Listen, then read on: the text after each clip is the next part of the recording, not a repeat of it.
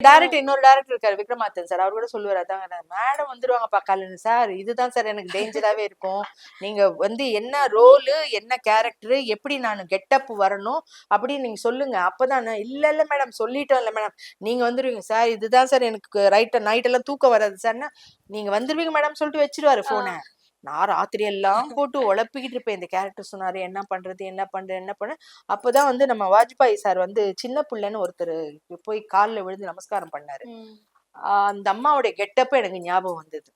அப்ப வந்து ஒரு அந்த எப்போ நைட்டு 2 மணிக்கு ஞாபகம் வருது.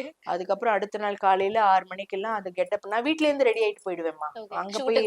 அங்க போய் பண்றது இல்ல, வீட்ல இருந்தே ரெடி ஆயிட்டு போயிடுவேன். அது எந்த கெட்டப்பா இருந்தாலும் வீட்ல இருந்து ரெடி ஆயிட்டு போயிடுவேன்.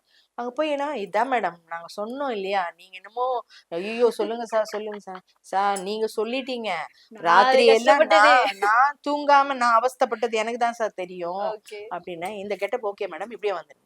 சோ அதனால என்ன பொறுத்த வரைக்கும் எனக்கு பெரியவங்க சொல்லி சிவகுமார் சார்லாம் அதான் சொல்லுவாரு, ஆச்சியம்மா இவங்க எல்லாம் சொல்லி கொடுத்தது. அது என்ன நடிக்கிறோமோ எதுக்கு நம்ம போடுறோமோ, இப்போ மாங்காய் மரத்துக்கு விதை நடுறோம், மாங்காய் செடி தானே வருது, அங்க வந்து அன்னாசி பழமா வராது.